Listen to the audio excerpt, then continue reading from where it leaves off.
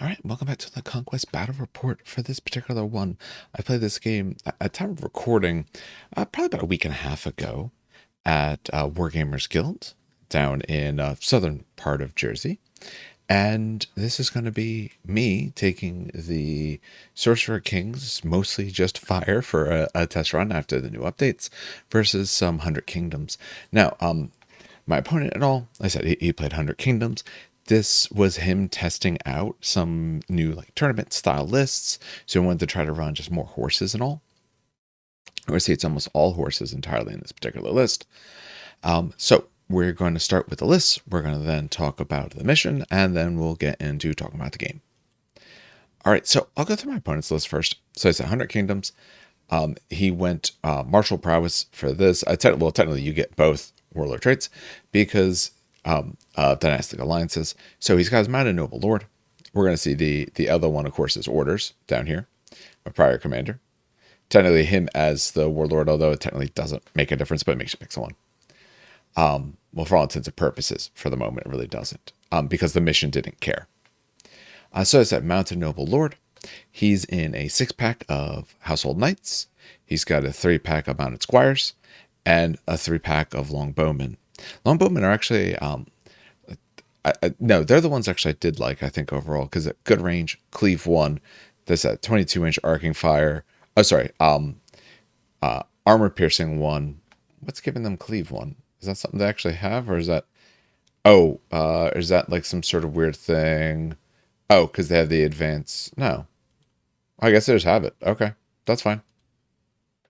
I don't see them very often. They're good. I don't play against a lot of 100 Kingdoms. This guy, I guess he's a local store. I haven't played him before, but that makes about 3 players in my somewhat local region that play it. So, Pirate Commander. Pirate Commander did have some heirlooms. I have them over here. I believe the Mounted Noble Lord might have had one of them. I don't recall exactly which one. Well, okay. I know Kilburn was on the Pirate Commander because I had to re-roll my successful defenses on those. The Art of War, which is the, hey, once per round, forego your draw command card step, which means an extra delay tactic. For those who know, obviously, okay, if you're taking a look at cavalry, your concern is going early. If you commit your cav in the wrong time, and I still have a good amount of units to activate, even if you get into someone and do tons of damage or even wipe them out, oh, I still have 3-4 units or more waiting to go. Okay, I hit you. You want to probably try to delay, not always, but often as much as you can until you're in those turns where we're facing at each other just waiting. But if you can wait it out, or especially earlier turns where you want to, Art of War very strong to have. It might have been the Mounted Noble Lord who had that. It really didn't matter because you got it. He essentially had it either way. Other things, actually, we can see it from here. 2 units of Crimson Tower, 1 at 5, 1 at 4. So one a little bit bigger, one a little bit smaller. And Ashen Dawn and a Seal Temple. Seal Temple, I know they have some changes and all, or I guess maybe the rest of it changed and see around it. So I think he was trying to see how well they work in this. Ashen Dawn, we know they're always quite good. And Crimson Tower are great for getting the charge in. Wedge Impact 4, Brutal Impact 2. They have the Devastating Charge. They have all those bonus sort of rules. Keep in mind, since the Mounted Noble Lord is feudal units, which is essentially that whole first warband, get the rule of the second warband. The rule for the second warband, that first blessing piece, 1, activated all friendly orders, which the warband would have, add 1 to their attacks characteristic and hardened 1, so that's a once per game thing. But for what they have in general at all times, it says that martial prowess, where their command stands and characters have flurry. I'm sorry, I think I might have spoke wrong about that. The supremacy, I don't think feudal would work on that because you're not actually orders. You just get, where was it? It didn't matter when it was done. That didn't really make any difference. But when taking a look at it, where is it? Yeah. Feudal regiments and characters stands in the army also gain the next allies sub-faction battlefield role. Oh no, sorry, they get the role. So yes, they would, because they would have that role, which is how they get the blessings and all the other bits. They get the count like they are them. But when it happened, it really didn't matter too much. It was much more for the other side. right, so that's what I was facing off against in this 2,000 point battle for what I was bringing. My goal of this was with Sorcerer Kings just to bring, like I says, only fire. Now the Maharaj was my warlord, which meant I automatically had to take an extra court, because if he's your warlord, he gets 2 courts. I did take Court of Water. I could have taken Court of Air. I think there's some play with that, but I purposely didn't want to take my Jinn or anything else like that because I wanted to try just the fire units. How do they work? What's the viability of just running them solo? So I thought water was a good thing to kind of pair it with because you can put down the water marker, which will make -1 to some people's clashes, and it can do some damage with some of the abilities, and some of the spells could come up. The other nice part is with the Maharaj as a warlord, that his warlord ability, his supremacy ability, elemental confluence, means that one, when I'm done preparing a ritual, I can just prepare another one. And if, say for instance, my initiates or anyone else, elemental conduit, which is pretty much my whole army, normally elemental conduits can put a token down if it matches their type. So fire could put a token down on fire and so on. His rule means no, anyone could put a token down on anything essentially. So I always before took the Maharaj as my warlord. I kind of still feel like it's super, super good to do. I should also point out the last example, I went to the Mahabharati initiatives because the first thing I saw. It's a little bit off on that. Elemental Confluence is your friendly elemental regiments don't care about what type of ritual. Mahabharati, although they do have elemental conduit, so they can put a token down, they do not have the elemental rule.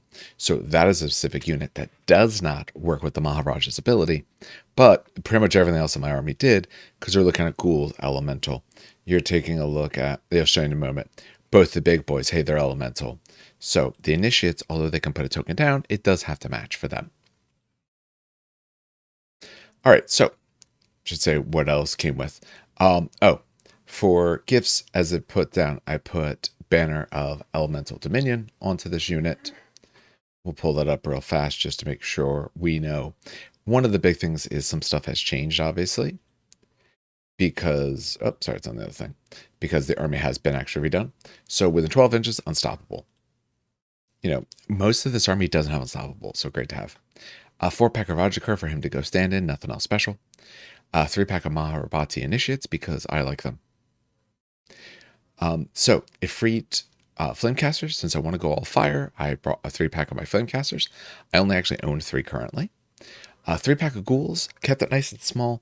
One, I had the spare points, and also putting them out as a light, I have seen some very much good that they can do. Even if they don't get into someone with all those attacks and do a lot of damage, they can at least push up, get me a reinforcement line, or go hit or get in the way of something. Took a Raj, made him bound to the elements. That's why he's got the extra attacks. Makes himself brute, and he goes into one of the 2 packs the sword dancers have. So we got 2 3-packs of them. I also took both Rakshasas, a Baksura and a Ravarna. One, like I said, I'm running fire, so I want to bring more of them. They are a little bit cheaper, and I wanted to see how do they work now. Am I liking necessarily one over the other or uses? Sorcerer has the Kadu Kavach. Now that's a Patreon gift so that we can look up exactly what for this one. Hey, within 10 inches, your characters get to reroll spell rolls of 6. I will tell you right now, I forgot that for most of the game. I know that for a fact. An elemental projection, spells that aren't self 3 inches further. That sorcerer, sitting in a unit of the Nord Disciples, a little 4-pack, so I can get some more shots out. Now, the shots are 4 inches shorter than they used to be, but still good. For the actual mission we did Echelon. So as you're going to see, there's going to be 2 9-inch objectives and 4 objective markers. The one closest to you is friendly. All the other ones, free game.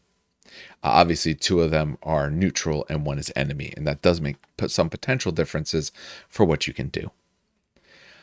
So you're going to get 3 points when you take out an objective marker, 2 more if you took out 2 or more in the same round. Pretty tough to do unless you time it very well. 2 VPs for getting objective zone, 2 extra if you got both, and 10 rounds. So nothing about killing each other's units or anything like that. Nice and simple for that. All right, so let's get to the game. All right, so we're taking a look at the first round. Now, we both have 1 light. He does win the roll, For quite a while, that's sort of a thing that happens. You can see the markers put down and everything like that. There is a fourth marker down here at the corner. We were playing, let me do something. There we go. I have my screen marker tool.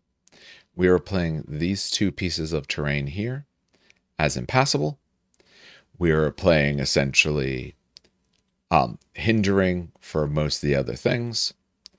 Or sorry, that one technically is just a water. Same thing as that, so not actually necessarily hindering in the same sort of way, but and obscuring for these pieces as well. So he comes in first, pulls nice and forward with his squires. Squires are actually really good because they're what? Move 9. They can go very far. They can hit into someone. When he puts them there, I obviously put my ghouls on the opposite side. I'm teeing them off to go fight this. Either destroyed or, remember, it's not neutral, so I could hop past it. If he goes and pushes something towards this objective over here, I can then get into the way of it. But otherwise, for at least for the beginning, I want this impassable piece on my side so they can't rush in and take me out. Because I don't mind losing them, but I just don't want to lose them yet. I want to keep them around for at least a little while. But nothing else much interesting happens on turn 1, because that's all we got. All right, so end of 1, no one's got anything. We go into round 2. All right, so round 2, he wins the roll again. We're going to see a decent amount of the units coming in. Not tons. I get a little bit more than he does. We're going to see that I got in my Maharaj. I got a unit of Sword Dancers and Flame Casters, whereas he gets, as you can see here, some Longbowmen, and he'll get in his Sealed Temple. Otherwise, he just misses a lot of the medium rolls, and obviously neither of those can roll for our heavy stuff yet. So he ends up getting a first activation. Like I said, he wins it. He decides, you know what? Let me try to go take out that objective marker that's over there. Figures he has a good shot at being able to get it, which I entirely agree that he does. So he figured, you know what? Start putting some damage on this, especially knowing that he has a bow unit coming up. Now, though their shooting is very long, this is just far enough that he's not able to get shots that first turn. Or, sorry, we're technically turn 2, but their first turn on the board. Because, yeah, it's 11. Remember, to shoot objective markers, you have to be effective range. Move and shoot stuff like that, I want to say it was just a little bit out. So instead, he did a double move to make sure they get nice and close. And again, blocked by this particular terrain feature to keep them nice and safe. So, moves him forward, doesn't end up shooting, does end up getting to the impacts. He does 1 point on this. If I remember correctly, it was the swings that did it. The impacts did nothing. I actually saved, which was surprising, but it worked. For myself, I decide, you know what? On my turn, yeah, let's just start charging this thing. So my ghouls charge my particular marker that I can reach nicely, and they get a point of damage onto it. I know it's going to take a few turns to get rid of, but that's absolutely fine. Once he committed his squires over here, then I knew I was reasonably safe for at least several turns. And with engaging it, if he wants to rush past and hit into me, that's okay. It's going to kind of put him far out from the rest of his support currently. All right, the only other thing that we end up having to show for this particular one is a little bit later on, just everything else starting to push in. So we see he pushes his Sealed Temple up so he can start scoring. He makes sure to give himself plenty of space so that way he could move charge if he wants, although he's going to have to go over this, lose his impact, so probably not looking to do that. But this way he can grab objectives, keep back. I do put the Flamecasters behind him because 1, they're taller so they can see. 2, they can help out. And my real thought of this was, they didn't shoot the first turn because they just got to move up. Okay, so they move up to here. They're now within effective range to take their shots. All right, so if they start shooting, depending on the order I need, I could have them shoot and they attack to clear this up, or could have them attack and if someone gets close enough, they could shoot out. Give myself some options there. On the other side, you'll notice that first, essentially, I had my Sword Dancers come on with the Raj and had my Rajakar unit with the Maharaj show up as well. One thing actually I noticed now, doing all of this, I should have put the rituals aside so you could see them. What I decided to do to start with my rituals, and actually I'm going to have to pause for a second so I can pull up a thing so I can remember all the brand new names. Okay, I pulled them off to the side. I will say this game, Don't get me wrong, very fun. Slower than normal, especially a little bit on both the parts because he's testing on a tournament list. I'm trying out a list with essentially a completely entirely redone army. So there's a lot of back and forth of like, okay, well, if I do this, is that a good decision? You're going to, the actual discussion of, well, when he was talking about charging, I said, that's not a bad idea. You put yourself there, you can eliminate a few turns. I'm nowhere near close. You still have all the viability, you have the movement, all of that. So we're very much friendly, talking back and forth and helping each other make decisions. And like I said, a lot of things are different, so it takes a little bit of time to figure this out. So what I started with, because early I wasn't too worried about getting anything immediately, I started with a Call Forth Deep. So that is the one that lets me put the marker down within 3 inches, count as water feature. And like I said, mostly doing that because one, Violent Geyser, so I can get some hits on people later potentially, but also so that way I can have that marker down. And if someone is clashing into me well, I can put it so it hits them, misses me. I will spoil it right now. I don't think I ever got a Violent Geyser to go off successfully. I did get one. However, I think the unit was already gone or been destroyed at that point, so I did get to move the marker. It didn't help me as much as I would have liked. However, I will say, I played my rituals very badly at some points. And I realized later how I should have done many of them. So I did start with that one, and I figured, hey, I know we get, this essentially the first ritual you start in a round. You get as many markers as the round, up to 5. I'm kind of a little bit slower in the beginning because, yes, my elemental units will be able to put markers down. So these 3 units will be able to do so. So will him if he casts a water spell, but my Raj cannot help because the Raj doesn't have water spells. That's still a requirement. But every school has at least one like self-targeting type spell that whether or not it helps you. I said, like I did Laminar Flow. Oh, aim shots. That doesn't matter. Would have been nice actually if I was closer to the guys to give aim shots, but that's absolutely fine. But mostly just putting on myself so I have the things that I need. So that's all that actually happens for round 2. I don't have any of the cards, the virtual cards in at that round. Round 3 is when I get the first one to go off. So he's at 2 points. I put him on Fallen Pantheon to mark it. I'm at 0. So let's start taking a look at round 3. Okay, so this particular round, he did have priority again. He only ended up getting, 2 units. He got his Household Knights, and he got one of his unit of Crimson Tower. I got pretty much the rest of my army. I think like 1 unit might not be on the initiates. I think like every other unit. I actually did pretty good. I auto-inned one of my heavies. I got the other heavy. I got most of my mediums. So I got quite a bit. I said we're still working towards putting down that water marker.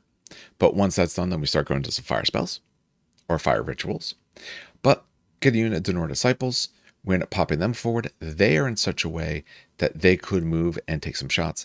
If memory serves, I think the first turn he could have done that, but he chose to essentially move to get closer first because he determined, well, if I move and get closer, 1, he's a better threat onto me, and he wasn't going to pop at that round anyway. So I think he actually, memory serves, he could have shot because he's actually better range than I am. So he could have shot. He just chose not to. So between this unit going and my Flamecasters, I'm able to destroy it. That means I don't have to activate my ghouls. The ghouls can wait to see, hey, does his Sealed Temple move forward?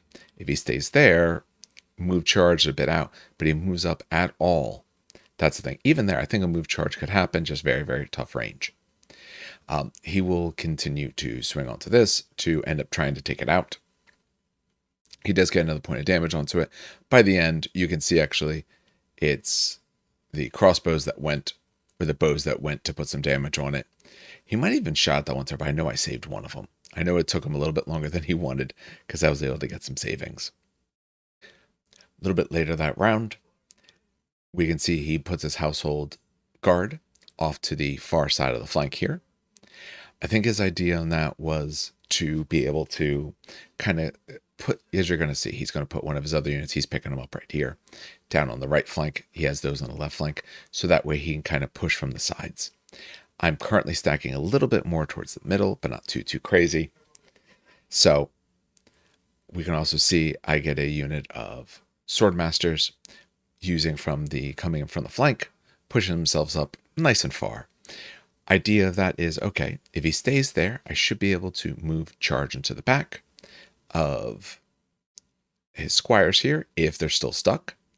And maybe it forces him to go a little bit faster, or if he puts a nice juicy target, he would have to watch how far he pushes a horse unit forward, because the next round, if I happen to go first, maybe I hit them and do a bunch of damage to them.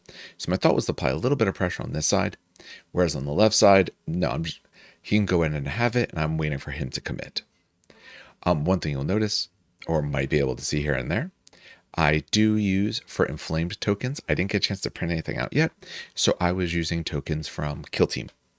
So I was using my Kill Team tokens. They are my inflamed tokens. You will notice if you actually take a look, the ghouls have it because they got a spell cast on them. It didn't even matter what the spell did. I just wanted to inflame them. And these guys inflamed as well because, hey, when they're inflamed, they have, I think it's them as well who has Juggernaut. I know other units do.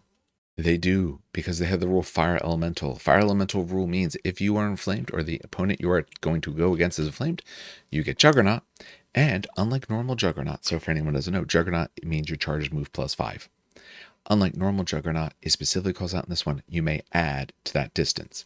Especially useful on the 2 Rakshasas because each of them have a way to add 3, whether it's going against characters or whether it's going against monsters. Unfortunately, he didn't bring the big old monster that they now have, so one of my Rakshasas didn't get any bonus. So he puts his household guard, like I said, on that far left flank, supporting his Seal Temple. As you'll notice, Seal Temple went, he stayed, which is a good call. If he pushes up at all, I'm absolutely in charge range. Where it is right now, it's maybe on a 6, and it would kind of put me out. And I'd rather that not happen. All right. Sorry, that's the same one. Every now and then I take 2 pictures, make sure I get at least one good. We can see that he puts a 4-pack with this one. I believe should be the one with the character. No, this one didn't have the character. This is the 5-pack. So this is the 5-pack of Crimson Tower sitting here off to the side. He's giving himself enough that I could do a move charge, won't get swings. He doesn't care so much about that because he has more impact. His impacts at brutal matters more than mine. But he is giving me an option of which way do I go, and he puts himself just far enough back, or I believe he did, so that way getting in here would become part of a problem for me because he could be able to see me, and if not, all right, that's absolutely fine with me. He does avoid the water feature, which is good for him. Bad for me, good for him. You'll notice the Maharaj went, he's the one who inflamed them, but otherwise I'm trying to slow down essentially what I'm doing. At least mostly for the push forward. He has the mobility, and I'm fine with scoring later. I can let him score a bit now. I can't let him get both objectives because then that's essentially 6 points around. But I can let him have that one for a few turns, and I can try and make up for it. And essentially, that's what I attempt to do. All right, so for a little bit later in the round, we see that I do start pushing forward. My Raj and all of that. Unfortunately, these terrain pieces, the fact that we're doing them is hindering. So if I go over them with half of my unit, which I will, no impact, no inspire and all, and that's what a lot of my stuff was looking to do. Oh no, actually I did get the Maharabati in, so I might have actually this particular round got like everything, other than maybe one big boy, I think. But pushing it here so that way next round, while I am set on the objective, I am blocking off the front edge of the objective and free, nice and easy, charge and then swing onto them. So it does change his timing. I do make sure I'm outside of their line of sight so that way those squires can't actually hit me. This is the big concern. So that's why the initiates went here. Because if he does the charge in here and wipes this unit, which he realistically can do, then the Maharabati initiates are here ready to go smack in. And with their cleave 1, it really helps out when you're looking at a lot of these units that are sitting like defense 4, resolves like 4. So something to get a little bit extra into it. All right. Oh, no, I got everything. Okay, turn 3 I had everything. I thought there was a small chance I didn't have everything this particular turn, but I guess I did. I do get off my water spell. So, or my Marauder Ritual. So that's ready to go for the next round. And I know I start a fire. Like I said, unfortunately, I didn't think about it till now. I really should have had them positioned so I could see what I was doing at all points. I will say, in general, because sword masters have relentless blows, I often went with intrusive thoughts that give them relentless blows on ones and twos, and give my other quarter fire regiments relentless blows, because I said everything is fire. I did do some conflagrations. Conflagration is the one now that gives the extra action. Actually, I think we're going to see next round. That is the ones that I go with. But since I can start one and then start another one, intrusive thoughts almost every single round. I will say I did do one round. I did two because I didn't think about the fact of like, oh, now I already have that rule. Why would I bother doing it? So I do have to, you have to get good at doing the rituals now. They're very, very different. All right. So for our thoughts of what happened,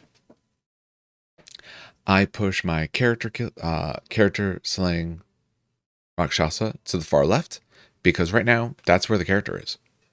And you know what? Him getting in there will actually do me some good.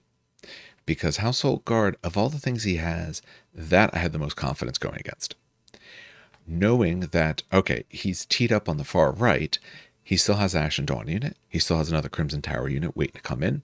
So let me put the Cleave 2 monster sitting right in the middle so it can react going either way that it needs to. That's the thought there with that. Sitting nice on the objectives, you'll notice I do the move charge. I don't get the swing, but I do get to hold them back. Also, importantly, and this is something, nothing against anyone, of course, but something to be very careful of when you do this. I push this now because I check, and his line of sight is around here. So once he puts his unit forward, I look and say, okay, if I charge him, he can't see me. Now, if he wants to spend an action turning and then charging, great. Face sideways. I'm telling you right now, I'm working on conflagration, so I get 3 actions. I'm getting myself in range. I'm fine with that. Spend all of that to take out 110 points. And now I'm contesting this objective because it's 3-3. He can't see me. It puts him in a bad spot if he goes after it. And you know what? Yeah, I'm probably going to go down. But Sealed Temple aren't the most survivable. They don't have the craziest stats. They're not the strongest in combat. Their big thing is fluid formation. So holding them down, my hope is at least one turn of us just hanging out. If I can stop us here for at least a little bit, very happy with that. So you can now see my force, all arrayed as they are. He still has 2 big things, so though I have more army on right now, he does have a little bit of advantage that I've had to commit in different spots. But I'm stopping his scoring on this round 3, getting my scoring, and it is going to end up taking him, I believe, that's the end of it. Yeah, it takes him one more turn to actually take that out. I saved, I think, actually 2 wounds, and that's counting those guys at Cleave 1. I think they're the ones who got it through, but the horse, his squires just didn't. I actually saved them. So I have to say, I rolled good there. There were spots, actually, I think it was his cousin was there. His cousin rolled some spots for him, which sometimes hot, sometimes cold.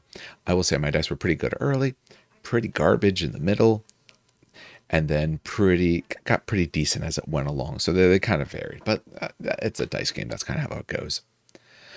All right, so at the end of round 3, I was able to take out my objective marker, grab some points for this objective, and like I said, I have 2 rituals now, all nice and set. I have my water ritual done, and the fire is done as well, because keep in mind, turn 3, it gets 3 when it goes down, because the first ritual you start that round gets as many as the round up to 5. So that starts with 3. I think it needs a 7. Almost all of my units can put something on fire, other than the Rajakur. And the Denor. Every other unit can always put something on fire, and all of them, except for the Maharabati initiates here, could put them down in the water. So that puts me to 5 points. He's still sitting on 2. Let's go to round 4. All right, so for round 4. Round 4 and 5 are where Conquest really happens. So he gets his units. I believe he ends up getting... No, I think he has both. There might even be the Ashen Dawn way to turn, if memory serves, but we're going to find out in a second. He uses the longbows to destroy the objective marker, which is the right call. That way it frees those guys up for movement. He won the go in the first. Essentially, he won until around turn 6 or 7. Then I actually got one or two of them when he had them when he felt like he needed them. I had them when I felt like I needed them. But I do get them a little bit later. My next go is with my ghouls attacking here. Ghouls attack. They're able to take out one of the Seal Temple. His next big thing, and makes sense to me why you would pick such a thing, is to actually have his squires go. So, okay, the objective is gone. He could rotate, come into any of this if he wants. Although, again, since he can't see it to start with, it's going to be the two actions to go in. He's just going to get some little impact, nothing too crazy, because he's a light, so he still gets it. What he decides to do, though, is, hey, this distance move charge, he can do it. He did have to roll for it. He needed, I think, about a 4-up, but he ended up getting it. So that way he can actually go smack them into the side. For what happens after that, give me 1 second, let me progress forward. For what happens after that, he does take out one of mine with the impact. We push him forward in a moment, but we just did it right there because that's going onto my movement, my tray mover. I, taking a look at, let me backtrack where they are right now. Since he's gone, because he gets away, I end up having my Raj and the Sword Masters, I was going to say Flamecasters, Sword Masters go. I have the Raj go, so that way I can inflame this unit. So I'm an auto 11 charge. That means after a move and then that charge, 17 inches, hey, the distance of the Crimson Tower is within 17. So I position them in such a way where I can see it, and that way they can charge in. They get the impact. It, I think, does 2 wounds, if that. I really doesn't do much. I don't know if it was the right play, really thinking about it. I think the big thing is the little 3-pack here was kind of far. They weren't going to be able to get timely, at least I should say. And this is one of the big things I find. You have less rituals, but they're stronger. But for my fire units, well, I get Juggernaut on those particular units, the fire elemental units. So them and the 2 big boys, for the ones that matter. I think the Flamecasters technically have it as well, but I'm not worried about that. But I get them if they can be inflamed first, but that means the spell has to go off on them first. Or there's some other ways to do it as well, but essentially I have to get a spell off on them first. Yeah, I don't have that. Mostly because of time. I would have preferred to have this particular Flamecaster unit here be the ones who go in. Because if they don't make it through, who cares? However, that's a 2 activation thing to do that, because I'd have to get a spell onto them and then them go. And they are within range of the Maharaj to be able to do such a thing. But I'm worried about when they're going to go, because I don't want them further back into my lines. They get back into here, and then he follows it up with even more cav. It might start collapsing this side. So I, for right or wrong, do end up charging in.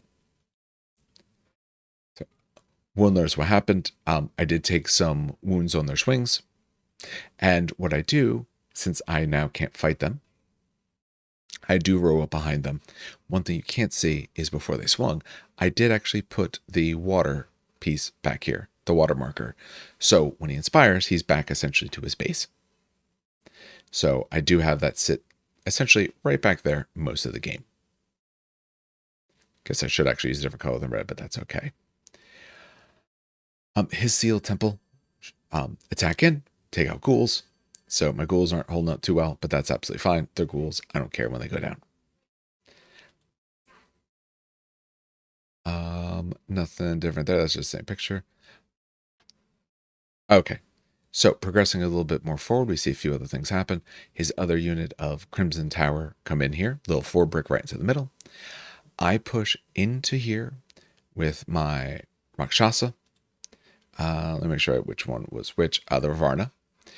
I put him on this because, one, I wasn't going to be able to avoid it anyway. In this way, he won't get his impacts and all onto me. And if he's not impacted, I'm absolutely fine with that. Meanwhile, I have the conflagration waiting. As you'll see, actually it shows up here. That conflagration was being saved for this particular one over here, for the Baxora. What he ended up doing was he ended up pushing back a few inches. He ended up moving his household guard back a little bit, because with pushing them back, that meant that they were just out of my move charge range, which is what he wanted to avoid. And then he does put his Crimson Tower in front and gives himself enough room to be able to go forward there. So essentially where you're seeing this, that's about to what go off. So I could go and hit them. I think they're just within range, but I'm not getting much of anything. Not sure necessarily that I like that particular idea, but it is an idea at least. We'll see what I end up doing instead. Was I do, let me highlight over here. I do a move from this position, a charge, and then a swing into the squires to take them out. I figure, okay, if I'm over here, his guys, if they come in, they're going to go through this. They don't get all their special rules. Although I forgot how good Crimson Tower are in terms of they don't care if they go through the terrain, really. Because, like, they're already going to get all their super good attacks and everything like that. Pretty sure, like, Fiend Hunt. Are they Fiend Hunter? I'm trying to remember. They're one of the better things in their faction. You pay the points for it, but one of the better. Oh, sorry, Ashen Dawn. One of the better things. No, they're just blessed. That's what it was. So if they come in, they can just use their blessed. And I said, then actually the cleave one. Yeah, they don't get their impacts, but that's okay. So, but I do put myself over there to at least put something in the way. So we can see we have both taken on a piece. Actually, at the moment, he is going to grab that objective. I'm still going to grab the objective down here on the right side. And I'm teed off with multiple units ready to go at this. To go at the 2 Crimson Tower units on the right. And that'll end our turn 4. So, turn 4, tied it up, 7-7. We'll go to turn 5. All right, turn 5, a few big things happen. One, I do win the initiative. I can tell you that right now. This is a turn when I did multiple intrusive thoughts, which didn't help. I said pretty much every single turn I had one of those, and every now and then I would try for something else. But what I found, and like I said, unfortunately, I don't remember every ritual I did, but intrusive thoughts was really big because giving myself, and I want to make sure I'm saying the correct one, because like I said, that's the one problem now that they've changed it all. What I used to remember them doing from the past is no longer what they do. So, is intrusive thoughts the ones I'm thinking of? Yes, intrusive thoughts, that's the one that gives me the relentless blows. I was really bad at rolling ones, though. I'm going to tell you right now. Or the time I did, I like 2 of the times, he was super good at rolling saves. And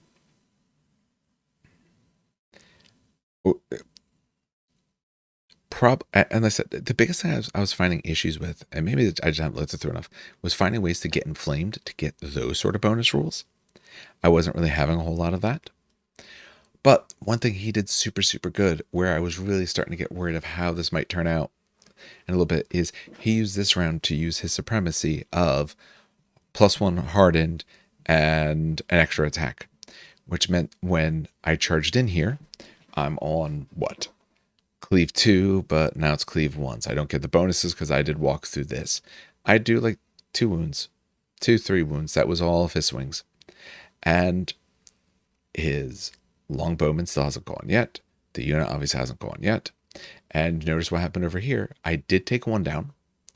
However, when he swung back down, I'm down to about a wound is what I have left.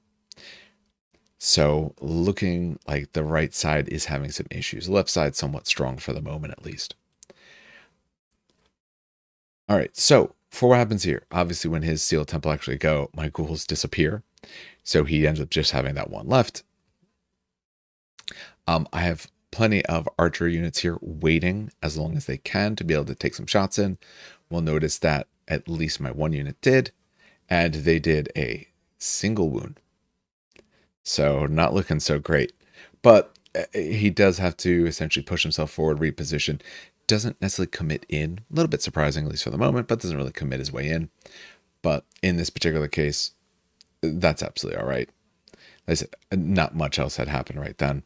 So, oh yeah, sorry, this is a little bit later. Let me click here. So notice the big difference between this. He was here. He had taken a bunch of wounds from shooting, and then they went and absolutely eliminated. So my Ravarna destroyed in a turn, and he got to do about 2 to 3 wounds total. So I take my next unit of Sword Dancers and charge in, and I actually do take down a total of 2. So feeling pretty good, break some, still lets me keep this objective here, and he only has 1 unit currently on this objective, so I have some good positioning there. All right, I decide to go and charge the Ashen Dawn. I could have went for the single guy. I was a little less concerned about that. I did some measurements and saw that I had some potential decent at ranges to here, or if he charges in, I can reach him well, and make him want to do that. Also, as a monster, I'm not touching objective, and I'm going to take it because I got a little bit more than him then. So this gives me the ability to potentially grab both objectives, and because this is something I've noticed quite a bit and something you always have to watch out for. As soon as I engage here, he's not allowed to cross any of this unit, his friendly unit, anymore, which means the household knights behind really can't get past. They're too wide. Double move would move them further over, but then they're going to be out of movement. The reform not going to help them where they are. So he could kind of try to get them away, but he can't get them into anything. So, although I didn't like the idea of charging the Ashen Dawn, I didn't necessarily think I would do that much to them, especially in a turn where they have an extra harden, so my cleave is entirely useless. And bless, so if he wants to do it on defense, he can just make sure that he survives. But my thought there is, you know what? Hold back his army. That's a lot of points that what I have left over on this side is mostly shooting base, so it's not going to stand well to the hits from any of that. So at least give myself the ability to try and survive out. Okay. That is the same thing, just a little bit later. The picture that actually ends that round. Apologies, this is sideways. So if we take a look at what happened, I am grabbing the objectives at least. No one destroyed anything else, so I'm actually going to pop up to 13. So it is round 5. I do get quite a bit more points. And like I said, I've been getting the Relentless Blows. It hasn't done too much. Oh, sorry. So we'll go into turn 6. All right, so let's take a look and see what happened. Okay, so things we notice. He ends up taking this one. He ends up taking his Crimson Tower on the far side. He takes out the last, I think, literal wound that I had. That's honestly saved me pretty hard. And then charges into Maharabati Initiates. At least the one nice thing is they're Evade 2 and Resolve 4. So I do lose a stand and a wound, so I'm down 5 wounds, but I still have a good amount left. And he no longer has his extra heart and extra attacks and all of that. So that part at least helps me out a bit. What you'll notice in the middle between these two pictures is that all of this, the 3 Sword Dancers into the 2 Crimson Tower, entirely disappear. He goes first, inspires and swings, because he said, you know what, let me make sure I do a bunch of damage. And yeah, I just rolled that bad. He rolled really, really well, and I rolled that bad. They might have technically had like a wound on them before, if that, but otherwise he just rolled really well. And between the hits and resolve, I lost pretty much most of it, and then his shooting unit finished them off. However, I did move forward, so my Maharaj was close enough to be able to spell into them to do the last couple wounds, because they were still rather injured. They only needed a little bit more, but I was able to actually take them down. Oh, and I think I might have been 2 4-packs. I think I said one was a 5-pack. One was a 5-pack counting the character. My apologies. Thinking about that now. Yeah, it had to have been what it was. I might have been wrong when I marked that down. I apologize for that. So the other important thing is I get myself within spell range so I can start actually smacking to them with spells, because they don't have much of a save, but they got really, really good range, and it keeps me on the objective. His Seal Temple charges in my big boy. Gets like a couple wounds onto it, but not too much. For a little bit later, my Maharabati Initiates swing back. They take out 2 out of 3 of the Crimson Tower that are left. So mostly dealt with them there. Feeling pretty decent on this flank, especially because I'm hardened 1 sitting in some good terrain, getting some volleys in there. I do move up my shooting units so that way I can take some shots into all of this. You will notice my big boy, he ends up taking 13 wounds between the attacks on these guys. So it takes quite a bit. Not going to hang out for much longer. But points wise, again, he's not actually on this objective other than one. I got more. So I'll grab from here, there, and if you do notice, one Ashen Dawn is gone because between shooting and I did this particular round because of where it was, but time is his timing. He did a little bit of wounds into the Ashen Dawn, not really, because he used the bless on this part, so he's only getting like a wound or two in, if that. But I am doing the Aura of Death into the Ashen Dawn, so that helped as well. We were able to take out one Ashen Dawn. But I'm scoring big again, 6 more points, so I'm at 19 to 7. We go to the next turn. We go to what, turn 7? All right, so for what happens here in turn 7, a few big things. His Crimson Tower swing, I'm down to a single stand, a Madrabati initiates. But luckily, they rolled pretty decent. Like I said earlier, I actually rolled pretty bad, but later I rolled really good. And keep in mind, through all this time here, I'm essentially doing intrusive thoughts to give myself relentless blows. That's pretty much the only one I'm worried about at this point. I try conflagration here and there, mostly to get the 3 actions, but at this moment, no one really needs it anymore. So that's almost exclusively what I'm doing. I do, through the middle of this, try to do one of the water to do the damage, but no one was close enough at that point, so I just kind of stopped. So for what we see happen, he hit me, I hit him back, and I did take him out because we are cleave 1, so it helps out, and decent number of attacks on that main stand. He does rotate to start taking some shots into them.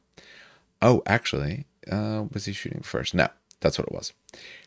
He does turn to take shots here, although I do save it. I do take a few wounds, but I'm still alive with about 2. We go to the next little bit. What you'll notice, both my Rakshasa and his Sealed Temple are gone. Essentially, he activates the Sealed Temple. I choose, obviously the Aura of Death goes into him, takes that particular model out, and then when it goes on the other side, his Ashen Dawn do take me out, but my character, keep in mind when a Rakshasa dies, you can cast, you do 8 automatic hits to a unit within range of a character. Forget the exact range off the top of my head right now, but within range, which means that I can just smack them for free. Or these guys actually were out by a little bit, but they are close enough, so I can hit those longbows, start taking them out. He then charges in with his household guard into my Denor disciples. Yeah, obviously they swing in. I actually do a couple wounds, surprisingly, because I just have a lot of stands.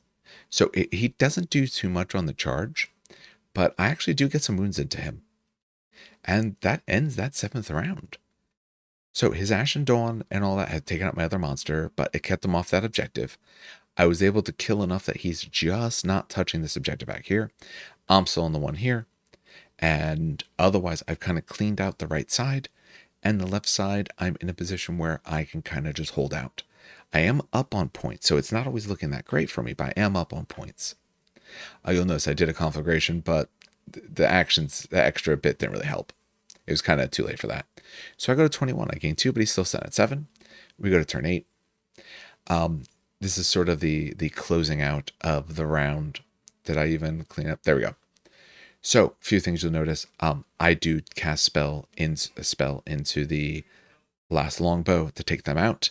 That gives the Maharabati the chance to essentially, they started moving forward first, then the spell ended up happening. Could have went for the objective there. I didn't really need it. They were already dead, so I ended up turning this way rather than going for the objective. Figured out it really wasn't going to work out, so why bother? So start turning them around. I do lose some stands when he swings, but not that many. I only lost 2, which all things considered is pretty good. I swing back. I do take out a few. My flame casters can see over the top. They get very strong, when they're nice and close and they're inflamed or anything like that. So they're able to get some extra wounds on those guys. And he takes that single Ashen Dawn left to go grab an objective.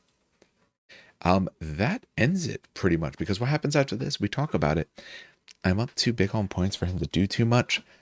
Even if he defeats this unit here, even if he takes out my Denor, that's fine. He might not have that much left after my Flamecasters fire into him. And even if he does, there's not enough turns left for him to go and rush that other objective, because he has to get me off of it as well. I have too many stands at Hardened 1 that I can sit in the terrain feature the right way, that he's not going to get a lot of his bonuses, and he's going to have to sit there for a while. So I don't like Roger Kerr for destroying something like an Ashen Dawn, but sitting in the right spot, yeah, I probably would still win that. That's only one of them. So we end up calling at this point, because I would end up sitting here, he'd end up sitting there. No one's going to take out either of the other two objective markers that we have. So we call it there at about 21-7. Like I said, it would have been about, an extra 4 points per side, really. So a few things that I learned from doing this. One, I had to get better at doing the rituals. With the way you do it now, I played the rituals wrong, for sure. So if we just take a quick look at them. Sorry, it's air, my apologies. For water, the spells in general are pretty good. You have some good use of spells. Obviously, him using a water spell, if it wasn't water-based, I tried to avoid it, but both of them have spells that could work. And the heal for the mortals, that's one of the reasons I took the water. I unfortunately didn't really get to use it, just for distance reasons, but I did like the idea of that. But the ritual part, okay, Call Forth the Deep was nice. I didn't get Violent Geysers as often as I would like. I still do think they're quite good, but in this particular list, especially with this speed, I didn't have good spots. It took me a little long to get it because I wanted the fire stuff so much. I wanted the Relentless Blows. Had I not been going for that, yeah, I could absolutely see it. As for fire, Burn to Cinder is great because inflaming your enemy and just doing the hits. Never actually got off a Cauterize, but he didn't really have any healing anyway. Ignite is better than Ignite, at least for the moment, to me, isn't as good as it sounds. An inflamed enemy takes 5 hits, lose inflamed. Oh, and then it kind of cascades from there. Cool. Inflamed doesn't stick around, and you would need to inflame them first. So if you had a character Burn to Cinder, someone else Ignite, sure, or your Flamecasters put it on someone else. I'm finding, maybe it was the way I was playing, or maybe it was this list, I wasn't inflaming his units as much as I was trying to inflame my own to be able to do something. I really wasn't getting it onto him very often. Molten Blades, Cleave 1 and Deadly Blades, I tried to use as often as I can. That's what the Raj wanted, but unfortunately he went down pretty quick. But that's the spell he's looking for. Untouchable is great. I didn't use it near as much. So Intrusive Thoughts, without thinking about it, had it like twice in one turn. That was dumb. Didn't do me any good. Conflagration can be useful more because, hey, you get that extra action. But notice it does stuff to inflamed enemies. So if you don't do things to inflame them, it doesn't really do any good. I said the problem with inflaming is it's until the end of the round. I didn't notice that at first, so it can be actually kind of tough to get the extra part of conflagration. But if you don't get the first part, that's fine. You're allowed to do it and not get the effect from it. Which means then you can just do the second part, which the 3 actions is nice, especially on one of the big boys, to be able to move, charge, and attack, or move, charge, to at least get into someone. You have Aura Death, it's like 6, I want to say it is, a good Aura Death number, so you can get some damage onto them that way. I will say, whenever I try this again, because I probably try similar, almost the same list. 1, remember I get rerolls, 6s on spells. He also missed some rerolls of his 6s on defense and attack with the household unit, but not too much happened with them. He did remember all his flurry on his character stance, and that hurt, of course. The Maharaja's Your Warlord is still absolutely amazing, because if you're partway through one ritual, the put markers, it's on the first ritual you start in a round. So, oh, that one's finished. Hey, here's this new ritual. It's turn 6, starts with 5. I only need 2 more tokens. I'm getting that. So I'm getting 2 rituals in the following round. that really goes quite nicely, I find. So about every other round, I'm getting 2 rituals, and the off rounds are getting 1 ritual, which felt pretty right because intrusive thoughts is a nice one to have. I said conflagration is good. I just couldn't get the first part to go off that often. It didn't do as much for me as I would have thought. And Fire of Dominion, I think I tried it once or twice, but honestly, um, it just didn't work out for me. Other than I think 1 round, I healed a few wounds. Just because I wasn't usually hurt, I was destroyed or I was unable to heal. But Fire Dominion, I think I had to lean on a little bit more. I think it is quite good. And especially in that particular list, most of my stuff was Fire Elemental. What, 8 units or something like that were Fire Elemental. So using that a little bit more, I think would be very helpful. So what I will say, all fire lists, I think it absolutely works. I think you can absolutely play that. It doesn't hurt the fact that's what you got most of right now. I still think the Maharaj is probably your best bet for that. I feel that water might be the best complement. I don't think it's earth. I could see an argument for air. But mostly I didn't think I'd wanted the air rituals. I was hoping I'd want the water rituals. I wanted to try them out is really what I wanted to do. So I would say overall, happy with it. Had a lot of fun. Great opponent, great game. We're hopefully going to play this week because I'm done work soon. So we're going to try to actually sit down and get a game in maybe later on this week. I'll probably maybe try my Old Dominion. I might just try a different army. I do want to print some proxy stuff to try out just like pure water lists or near pure water lists and stuff like that. I know I could use the other units, but that just kind of intermixes it to me. Unless they're using it from a different army. But if not, I can print blanks and all that I use and put in the trays. All right, so tell me what you guys think. Have you had a chance to play with the new Sorcerer Kings? How are they going? What do you think of the changes for 100 Kingdoms? Overall, I like most of the things that they've done for them.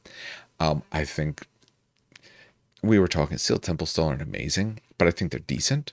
They're fun. I don't necessarily think they're the best choice, but his list, so what he ran, if I was going to do 100 Kingdoms, that's about what I would want to run.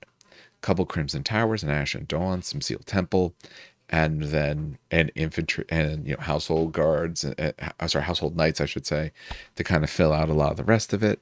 It was a good list.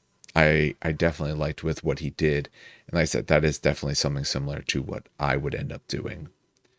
Yeah, points wise, maybe I was wrong on the one thing. It was a 5-pack and a 4-pack. Maybe he might have had it, and I might have just a picture might have missed that one of the guys was in there, if memory serves. Because I said that's where he put his. I think that's where he put his character. So I might have just taken one out before we saw it. Maybe I rolled well in the one of those particular first rounds, so we missed that one of the particular guys was in there or something. That's okay. All right, well, that'll end it for this particular video. You should be seeing, now that I'm essentially done for the summer work-wise, you're just seeing a whole bunch more content from me and hopefully the other guys as well. I want to get them back to start talking about some 30K stuff because that's getting interesting now. And I have plenty more Conquest stuff that I'm wanting to do. All right, well, on behalf of everyone at the show, then, has a good hobby. It's a great gaming.